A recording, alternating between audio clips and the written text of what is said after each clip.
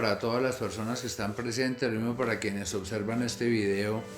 Un saludo muy especial. Soy Andrés Jaramillo, fundador y director de Fundación Función Futuro y asimismo el fundador de los programas de psicología bioética y el enfoque integral.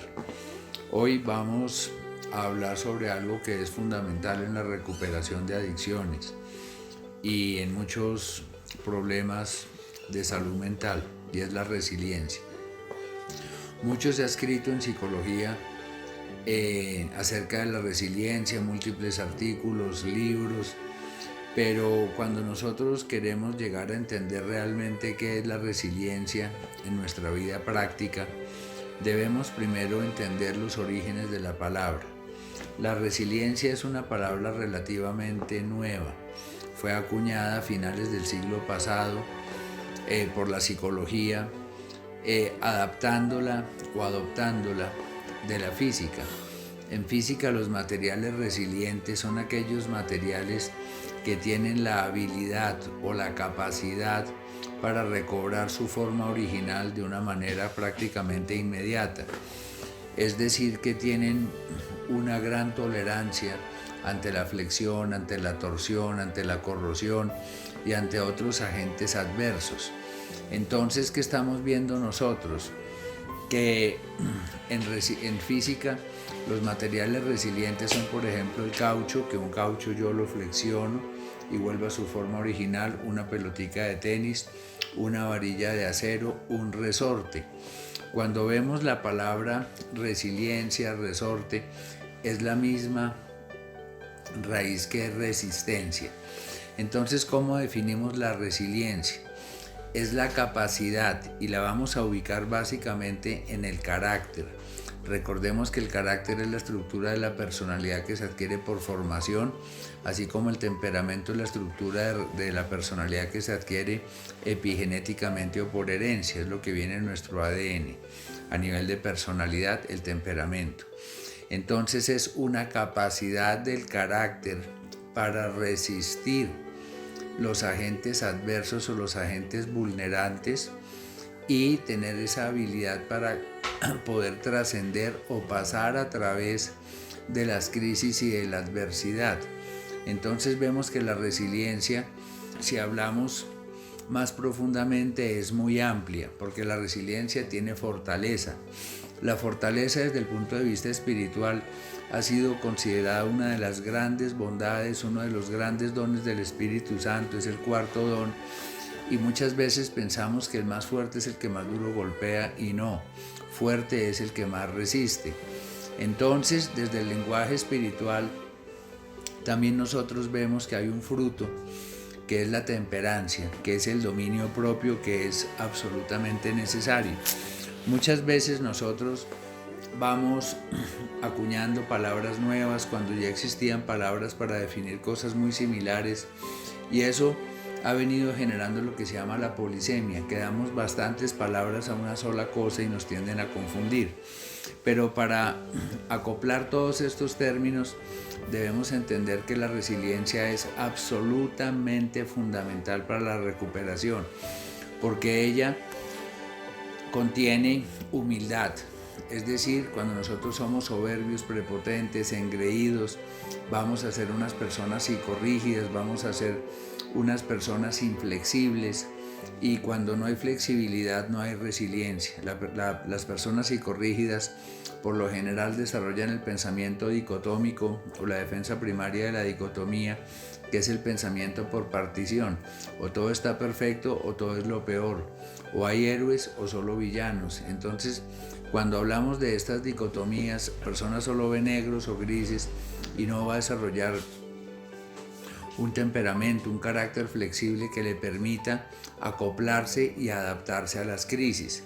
Entonces vemos que la resiliencia tiene esta humildad que es necesaria, muchas veces agradeciendo, entendiendo, comprendiendo las crisis, encontrando las soluciones, y la resiliencia también tiene que ver con la adaptación, cómo yo me adapto ante lo adverso, ante lo difícil, cómo voy tolerando, que es otra palabra clave dentro de la tolerancia.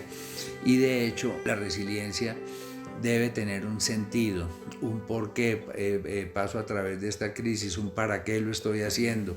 Es la luz al final del túnel que es absolutamente necesaria.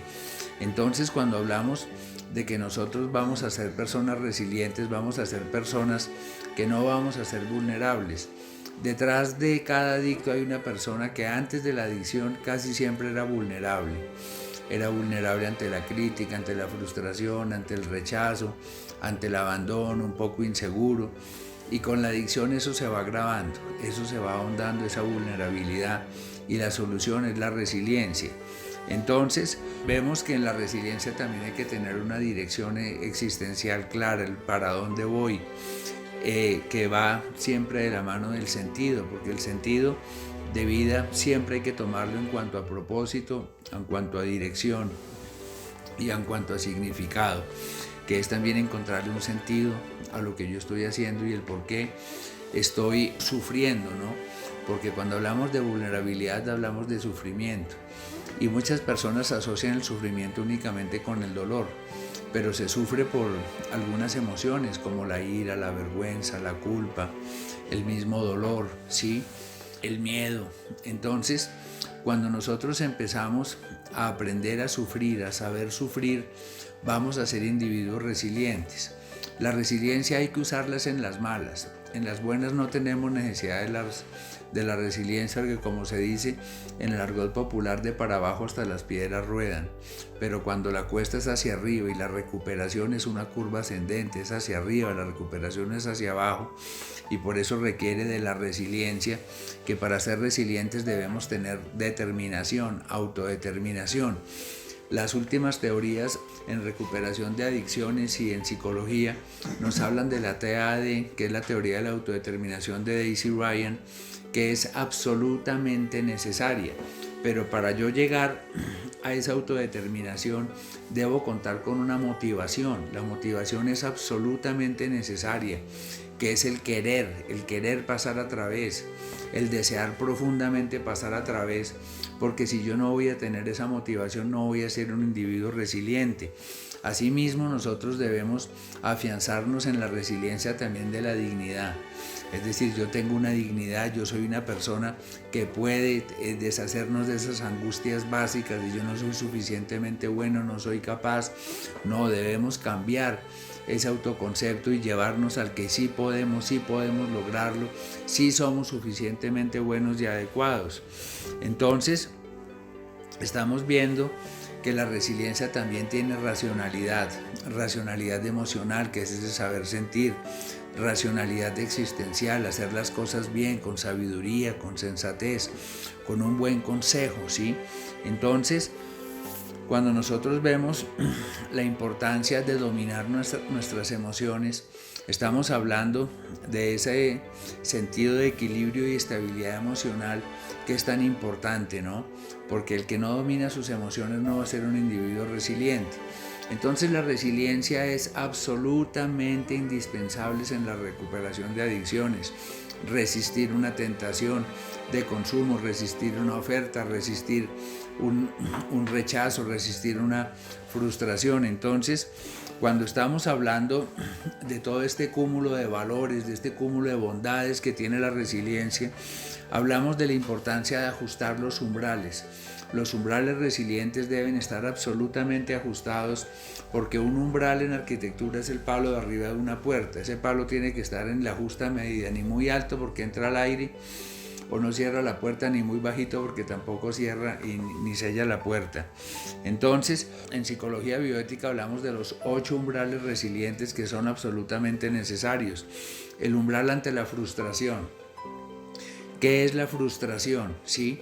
Es una situación donde nos fue mal, donde sentimos fracaso, donde vamos a sentirnos que no somos buenos, y debemos tener esa resiliencia para trascender y pasar a través de las sensaciones de fracaso, que ese es el umbral ante la frustración. No debe estar ni demasiado bajito ni demasiado alto. Si yo tengo ese umbral demasiado alto, no me interesaría frustrar y sería un mediocre, todo lo haría mal. Y si lo tengo demasiado alto, voy a ser una persona que se va a frustrar por todo. Entonces, tenemos que también entender que hay un umbral ante la crítica, cuando las personas nos critican. Hombre, la autoestima se deriva también no solo de lo que yo pienso y siento por mí, sino de lo que los demás piensan y sienten de mí. Y siempre, así lo del que dirán no sea importante, siempre que alguien me critica yo me voy a lastimar y me voy a herir, pero eso me va a ayudar a accionar cambios, a averiguar qué es lo que yo debo cambiar, qué es lo que yo debo mejorar, encontrarle un sentido a esa crítica. Y ese umbral debe estar ajustado, porque si lo tengo demasiado alto no me importa que me critiquen. Soy una persona egosintónica que acepta sus defectos, consciente de sus defectos. Y si lo tengo demasiado bajo, me voy a vulnerar completamente con la crítica. Asimismo está el umbral ante el rechazo. Si las personas rechazan y tengo demasiado bajo ese umbral ante el rechazo, me voy a vulnerar porque me hicieron el feo, porque me rechazaron. Entonces ahí tenemos que tener en cuenta en el rechazo el abandono. Muchas personas nos han abandonado los padres, nos ha abandonado una novia, nos han abandonado cosas, y debemos tener ese umbral ajustado alto en que no sea el fin del mundo si alguien me rechazó o algunas personas me rechazaron, pero tampoco puedo tener ese umbral demasiado alto donde no me importa que me rechacen porque no voy a ser un individuo adecuado. Entonces vemos también el umbral ante el ridículo. Eso es absolutamente necesario ajustarlo. Hay muchas personas que nunca aprendieron a bailar por el temor al ridículo. Hay personas que no dicen las cosas, desarrollan pánico escénico porque tienen un temor ante el ridículo. Entonces este umbral hay que tenerlo completamente ajustado, tampoco tenerlo demasiado alto porque va a ser una persona que hace el oso permanentemente, se vuelve el payaso, el bufón, el hazmerreír de la gente. Entonces yo debo aprender a tener ese umbral ante el ridículo completamente ajustado, asumir el riesgo social. A veces la embarramos, a veces no hacemos las cosas bien y debemos comprendernos porque nosotros también podemos sufrir muchísimo por el ridículo. Vemos que otro umbral muy absolutamente necesario es el umbral ante el hostigamiento, cuando las otras personas me maltratan, me ofenden, me hieren, me lastiman. Entonces, cuando yo aprendo a manejar de una manera asertiva las conductas hostiles de otros seres humanos contra mí, voy a entender de que yo debo ser asertivo, debo poner límites, y tampoco debo ser una persona completamente sumisa que permita que me lastimen y que me lastimen y que me lastimen. No, simplemente yo no me voy a vulnerar, no me voy a colapsar existencial y emocionalmente porque las personas me maltraten, y aprendo a poner límites y soy resistente. Entonces ahí es donde meto la resiliencia ante la frustración, ante la crítica, ante el rechazo, ante el ridículo, ante el hostigamiento. Y otro umbral que hay que tener muy bien fundamentado es ante la traición, porque es de las grandes heridas que recibe un ser humano: la traición de una pareja, la traición de un amigo que le fue desleal, la traición de un compañero de estudio, la traición de un compañero de trabajo, y eso nos puede herir tremendamente. Entonces a eso hay que meterle resiliencia para pasar a través de todo eso, porque son situaciones existenciales que suelen suceder. Como vemos, se sufre por cualquiera de estas condiciones y por ello es necesario tener esos umbrales. El sufrimiento para todas las escuelas espirituales, desde el budismo, el judaísmo, el cristianismo, los musulmanes, es una condición inherente del ser humano. Todos los seres humanos sufrimos y debemos aprender a sufrir y saber sufrir, que esa es la resiliencia. Entonces vemos que hay otro umbral que es absolutamente importante, que es el umbral ante el duelo. La gente piensa que el duelo es únicamente la pérdida de un ser querido, pero el duelo se hace por una quiebra económica, por un amigo que se fue, por una pérdida de una relación afectiva, porque terminó una relación afectiva que yo quería. Hay que saber hacer esos duelos, hay que saber dejar ir y tener bien ese umbral ante el duelo bien ajustado. Y por último vemos el umbral ante nuestra censura y condena interna, que es absolutamente necesario. Vemos que son 8 umbrales de tolerancia que configuran la resiliencia según la psicología bioética. Ante la censura interna y la condena interna es absolutamente necesario, porque muchas veces nosotros nos damos demasiado duro a nosotros mismos y en su defecto nunca nos vamos a censurar, y por ello hay que tenerlo completamente ajustado, porque si soy una persona que no se censura y no se condena, mi super yo está fallando y voy a ser una persona condenada a vivir bajo mi principio del placer, un ello desbordado, conductas inapropiadas, excesos, gulas.